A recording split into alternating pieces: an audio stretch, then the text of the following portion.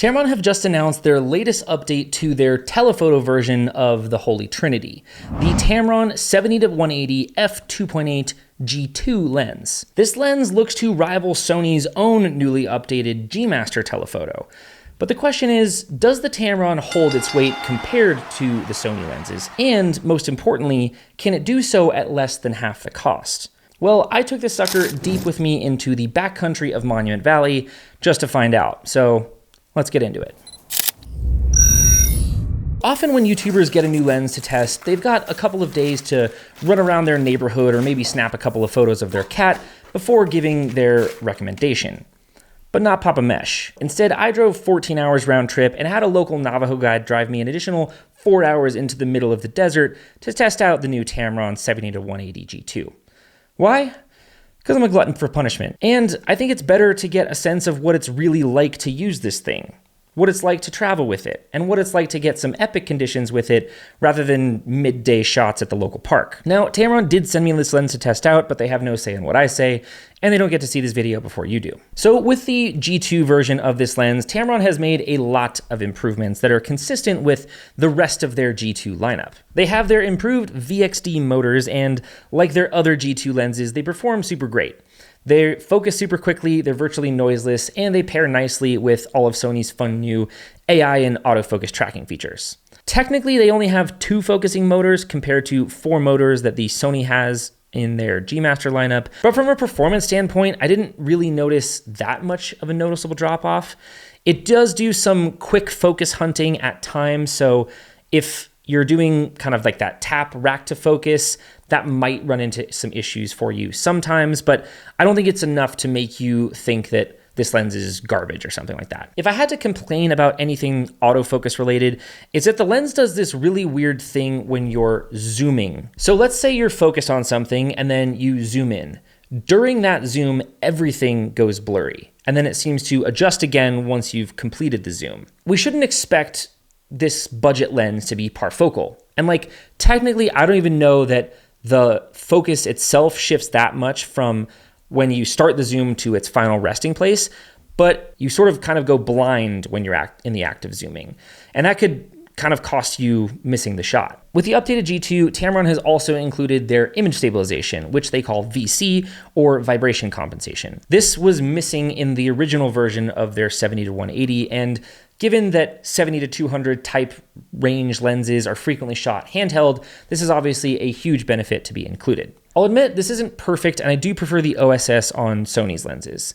I noticed that the Tamron performs best when you're at like 100 mil or shorter, and I noticed this sort of jittery jumping when you don't have the autofocus pressed, so when you release the autofocus. But you're still gonna get around 5 stops of image stabilization, and that really helps for those slower shutter speeds, handheld photos, and even handheld videos as well. From a build standpoint, Tamron has certainly continued the great build that we've kind of adopted with the G2 lenses.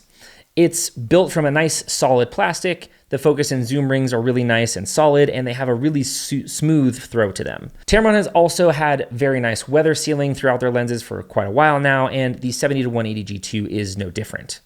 There's a ton of different weather sealing gaskets throughout the lens itself, so even though it's an externally zooming lens, you can feel confident that you're not going to get a bunch of dust or dirt inside the lens. Speaking of external zooming, the actual dimensions of this lens definitely notch one in Tamron's win column. If you've ever used the Tamron 35-150, it's roughly about the same size when collapsed down, but it's actually much lighter at only 855 grams compared to 1165 for that 35-150. When it is collapsed all the way down, it measures at around 6.2 inches, so like totally average, gentlemen. The ability to put this lens into a bag with your camera body attached really kind of can't be understated. This has long been one of my biggest pet peeves with other telephoto lenses, since it makes it really difficult to travel with them. This is actually something that I commend Canon for doing with their 70-200. Like almost all other Tamron lenses, this one is rocking a 67mm front thread, which if you're a Tamron shooter, you're gonna love, since it allows you to have the same filters throughout all of your lenses. Personally, most of my lenses are 82mm, so I prefer that size. I spent the majority of the time using this lens with the Polar Pro Helix step-up ring on the lens, which works great, but admittedly it does look a little bit front heavy and silly. From an image quality standpoint, I'm actually super impressed. If you told me this was a $2,000 or $2,500 lens, I would probably believe you. The images are tack sharp, even when pixel peeping all the way at the corners.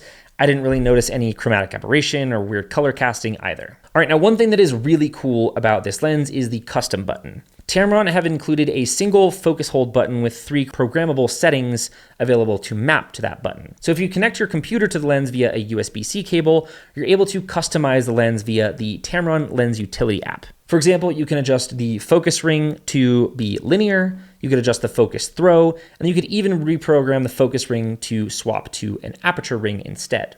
Separately, then you can also customize the focus hold button to do 3 different actions when the switch is set in position 1, 2, or 3. I've set number 3 to be an A/B focus control to help with that rack focusing. I have number 2 set to swap the focus ring to an aperture ring.